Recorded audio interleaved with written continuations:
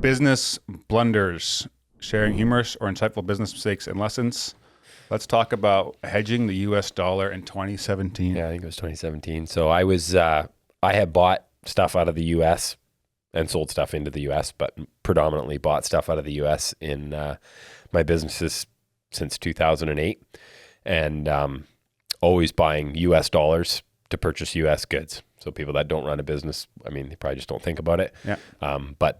And it's actually very interesting that we're having this conversation now, because in the last week, So just to clarify that, yeah. you were taking Canadian dollars and turning buying them into US dollars, okay, and when then it was buying low. stuff. Okay, yeah. Yeah, well. And why did you not buy directly into just right away? Why didn't you just buy with Canadian dollars? Well, you always have to buy US dollars, right? Like you're always buying, if you're buying from a US hay grower, for example, you're writing a US check. I have a US account. Okay. I'm transferring the money. Somebody's exchanging that money. They're making a margin on it. Yeah. Okay. If you do it at your own bank, when you go to Mexico, you'll pay 3 or 4% or more. Yeah. If you do it through a broker like I do, you'll pay a very small fee. If anyone wants a referral on the brokerage that I use, if you do large amounts, they're great. Very small cost. Good people. I use Bendex. Anyways, in 2017, I was not using them. I was using a different company, which will remain unnamed. They actually went bankrupt.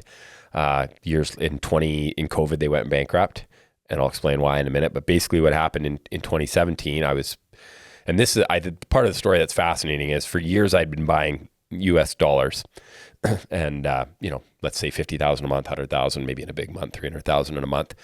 And so you weren't buying as you needed to buy stuff in the States. You were buying. No, I typically was. Okay. I typically do. But what happened was, I would think, oh, the US dollar is pretty cheap right now in relation to the Canadian dollar.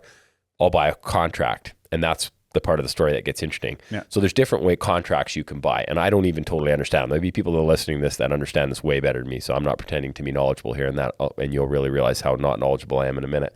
So I'm buying these the forward contract. And you can buy a basic forward contract where you will pay a little premium on top, right? Yeah. Let's just say 0.2% on top.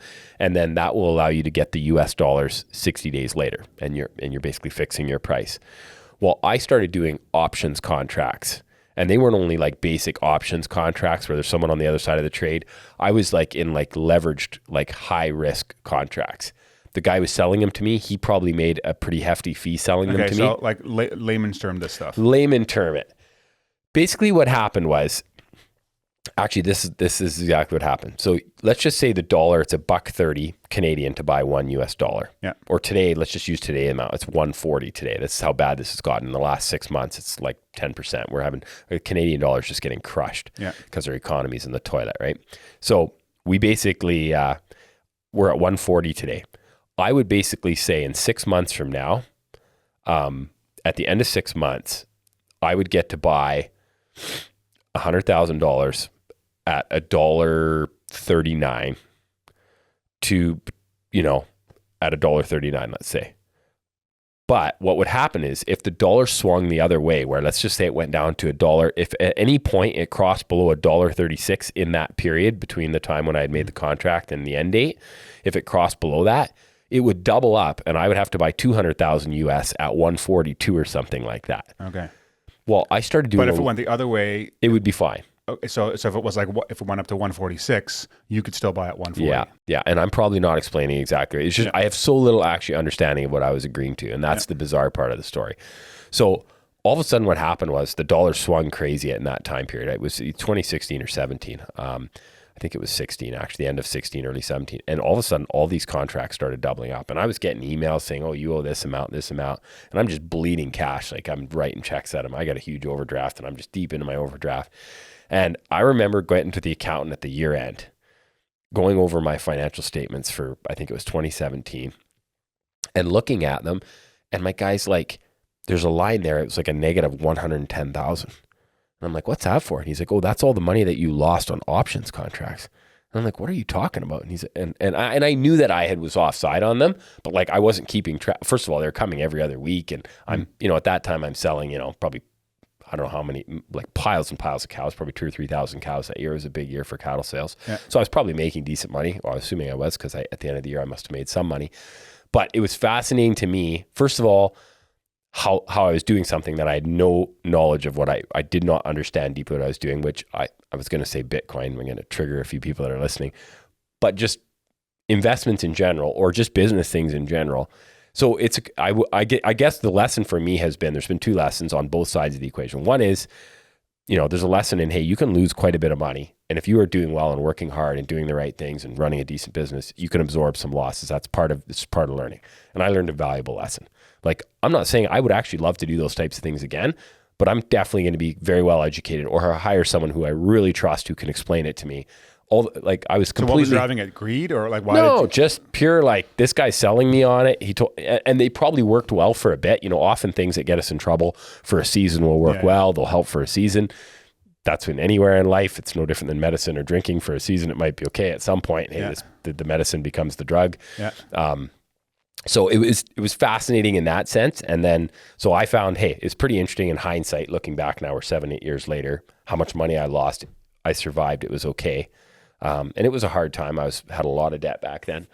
And then on the other side, just the piece of kind of just not asking advice, not seeking wise counsel, so busy just doing stuff without, just pretty foolish, right? And I think that I've kind of learned, hey, I think I've learned from that where it's like I think the biggest lesson though is don't let mistakes hold you back from just moving forward. And most people, most people before they even get into something, especially entrepreneurs, will often think of that situation and overthink it and just stand still and not make a decision or not move forward or not take the risk. Wouldn't you say it's more common that they're making the decisions without asking for advice? And then that's a huge issue too. And putting in that's a huge issue. Because that's the position you put yourself in, right? Like you weren't standing still, you were making the decisions and then just making a horrible decision. Yeah.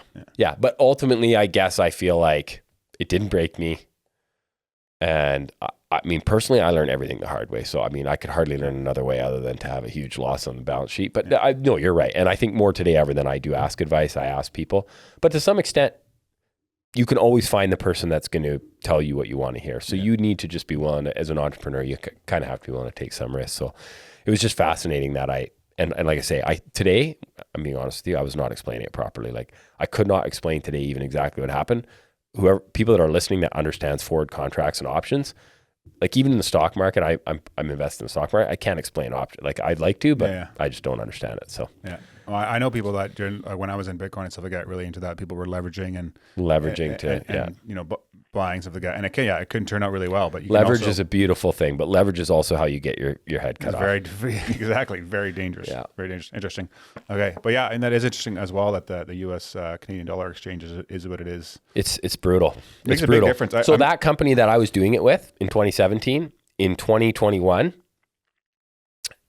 Basically what happens, and there's movies about it, like margin call and stuff. Basically what happens on all areas where there's leverage, there's margin calls. And what happened in 2020, and you can look on your graph of the US Canadian dollar, somewhere in 2020 or 21, it just spiked, similar how it is now, except even more drastic. I think it went to $1.48 very briefly. Well, the company I was using was getting margin calls because they were doing all these contracts and they did not have the margin. Because they're doing the same thing you're doing, except for on a bigger scale. Yeah. And they were probably there was just people on the other side of the trades that couldn't follow through and it just bankrupted the business, right? So, anyways. Yeah, I mean, it was always like when the exchange rate was really high. Like when the Canadian dollar was high? No, it was really low. And like there was a big gap. When I was at MDT, I would get paid commissions.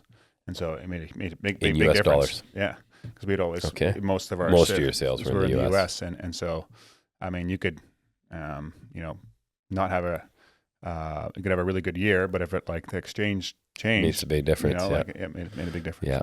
Yeah. And the whole world, and I think that's where Canadians, your general consumer in Canada, does not understand how connected, and they will going forward in the next year if the trend continues, how the high US dollar to Canadian dollar is going to be very inflationary for us because everything we do is based off the US dollar. The cow prices, the business I'm in, hay, cows, commodities, everything is. So is the US economy doing much better than the Canadian economy then? People would say they are. I mean, the U.S.